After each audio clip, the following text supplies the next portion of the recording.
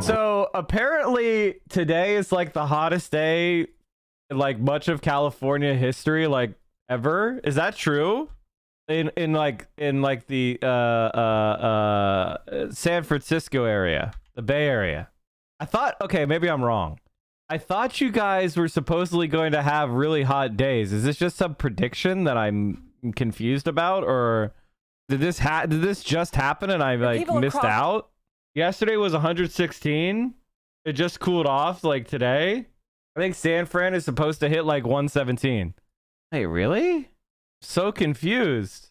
Taking into account the intensity, duration, extent of the ongoing heat wave, as well as the exceptionally warm overnight lows and the added humidity, you're looking at one of the worst heat waves in modern history for California. Last night, SoCal experienced a brutally hot night with millions not seeing temperatures dip below 80, and that's combined with brutal humidity. San Diego only got down to 82 degrees Fahrenheit, making one of the hottest nights in city history. The average daytime high in September is 77. That's the daytime high. Holy shit. SoCar TV, thanks for the prime. Appreciate you. Up north, much of the interior, central, and northern California could see some of their hottest days ever this week. Places like Sacramento could see 5 straight days of 110 and potentially record their hottest day ever.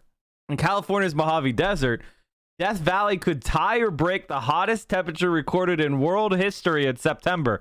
A whopping 126 degrees Fahrenheit is forecast. Oh, holy shit!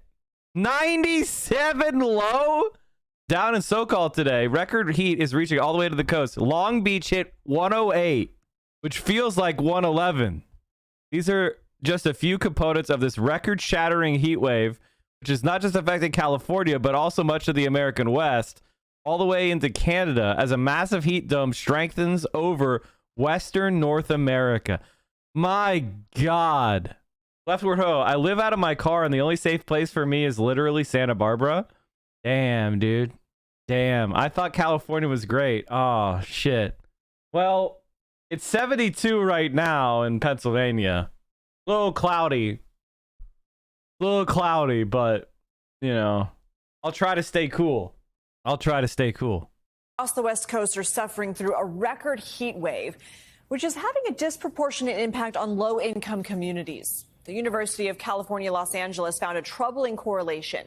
People in low-income communities are 4 times more likely to go to the emergency room due to the extreme heat that people in higher income communities. Joining us right now to discuss from Los Angeles is NBC News correspondent Gadi Schwartz. Gadi, what are we seeing about these disparities here? Yeah, hey there, Lindsay. We're going to show you this fascinating heat map that is really highlighting what a lot of people in underserved communities have been trying to bring attention to for decades. When you have a massive heat wave like this, not everyone is going to feel the effects equally. And here in Los Angeles, so much of that starts with who has trees in their neighborhood. Death Valley sets record for hottest September day, and California's heat wave isn't over. 127 degrees Fahrenheit. I wish it were cooler already, said Abby Wines, spokesperson for the Death Valley National Park. Yeah, you might want a new job. Jesus Christ, dude. 53 degrees C. Can you survive in this? Like, can you even actually survive in that level of heat? Like, Jesus. Sandwich, please. Thank you for the 3 tier 1. And who doesn't? For the 3 months, the tier 1. Leftward Ho. Appreciate you. On the eve of its biggest heat wave of the year, headed out across Los Angeles, a city where the climate is causing a health crisis. The first stop was to meet Marta Segura, the city of Los Angeles' first ever heat officer. Los Angeles now has a chief heat officer. Why? Yeah, because heat is our primary climate hazard. The extreme temperatures paired with pollution are causing severe health problems in the LA area. You need 2 liters an hour of water to sweat, but you can't survive. 2 liters an hour? Holy shit. Everything from asthma to heart disease to premature death, but not everyone's facing the same risk. Marta said. So this is the heat. This is the wet bulb temperature. Okay, temperatures in Celsius at is this the, like, what does this mean? What does this mean? The chart is calculated using temperature humidity, assuming a very clear sky, maximal solar load, and atmospheric pressure. What does the number mean? The number means heat index. So 50 degrees C at 0% humidity is 32.5. Number is perceived skin temp. If the wet bulb temperature is above your body temperature, so the body temperature for in centigrade is what? Is 37? So anything above like 31, it looks like 32 or above is like deadly. Celsius is a much better measurement. Not for air temp. I'm sorry. Not for air temp. I'm sorry. Fahrenheit is better for like air temp. 100 is dangerously hot. 0 is dangerously cold. Very simple. It's like when water freezes, that isn't that significant of a temperature. Like if it's 30 degrees outside, it's not that cold. Put on a coat. Maybe you wear some light gloves. You know, if it's really windy, then you have to guard against the wind, but it's not that bad.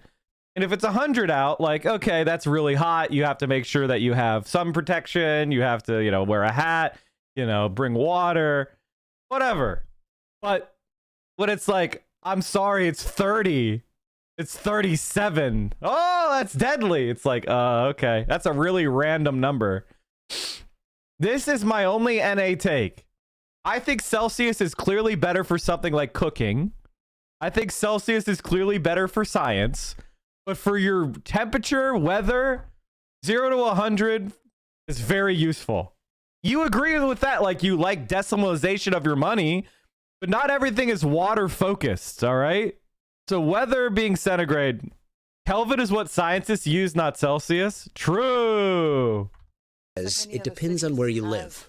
We have difference in geography, number one, difference in wind, number two, but that's the part everybody knows. What everybody doesn't know is that there have been historic disinvestments in certain neighborhoods that never got the trees, that never got the shade, that never got vegetation. Okay, so now we're going to do a quick little experiment. So now we've got, 123, 125. So 120 is on the pavement, 120 is on that sidewalk.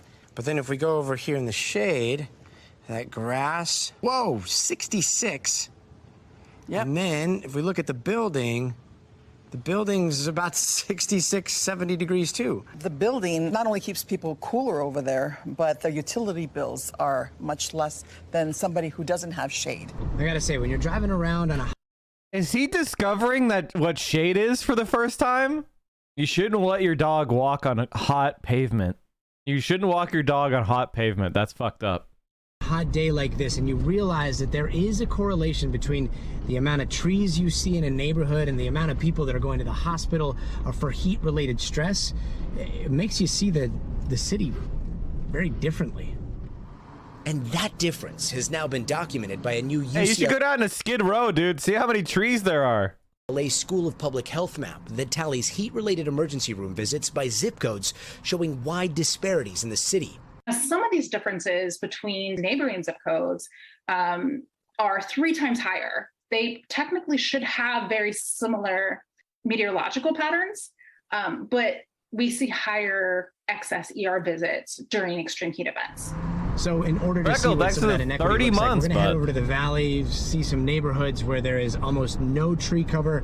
Chat, imagine having one of the most beautiful places in the world and you turn it into this. Isn't this just disgusting? Like, this is just awful. Overhead power lines. What, it is 4-lane strode. There's nothing living, not even a palm tree. This is, you know, if this is Ohio, that's one thing. You're paving Ohio. Nothing of value was lost. This is LA. Come on. LA was never beautiful, though. It's a shitty desert. What the fuck do you mean? You have mountains and ocean water and white sandy beaches. Are you okay? Cover. They're expected to see triple-digit temperatures all week long. I just went on a trip to Austria. I had fun playing Find a Single Parking Lot from the plane. Yeah. There's a couple places. There's places that have parking lots, but it's It's a lot better. I don't know what to say. In the northeast Los Angeles community of Sun Valley, we met Imelda Padilla, the area's representative on the LA Climate Crisis Council. We are a community where there is 3 freeways cutting through.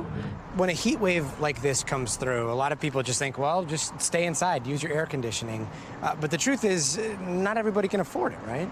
Yeah, so we know that heat affects population by age.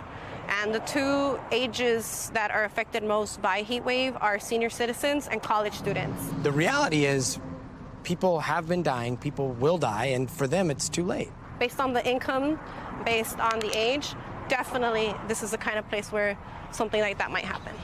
Now, it's important to remember that heat is the #1 weather-related killer in the United States. The CDC says between 2018 and 2020, over 3,000 people died because of heat-related stresses. So if you live in Southern California... The U.S. is pretty good at protecting against heat-related stress, actually.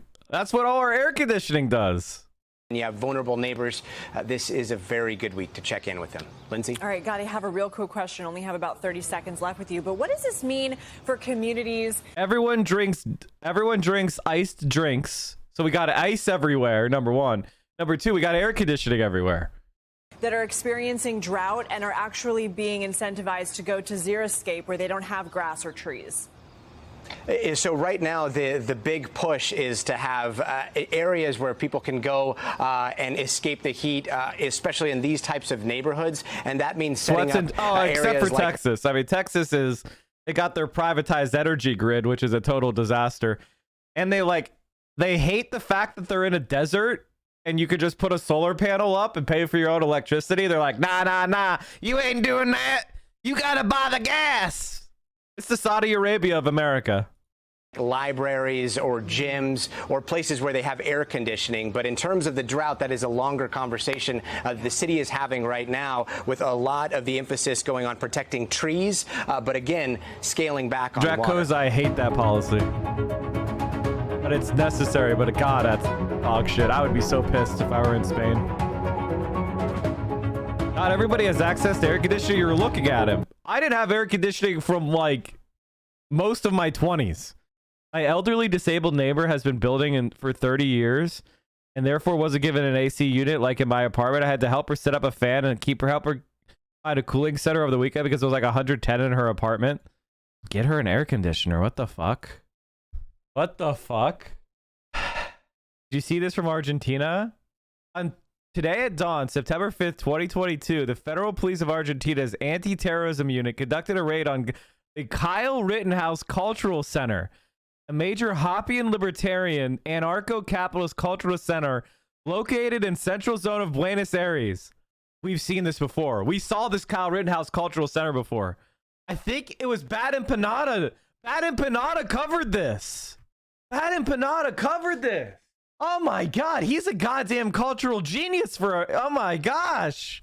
What'd they get raided for? Such a thing happened after a libertarian member of the organization made a live stream celebrating the attack against leftist vice president of Argentina on YouTube and calling the National Socialist militant that supposedly tried to kill the vice president as Argentina's Brazilian hero. Typical libertarian, chat. Standard libertarian. Jesus Christ. Are you watching the stream unsubbed? You're making income inequality worse. You are doing anti-praxis. We are the only Twitch stream that will not accept scam advertisers, and I will never fuck you over by selling you crap.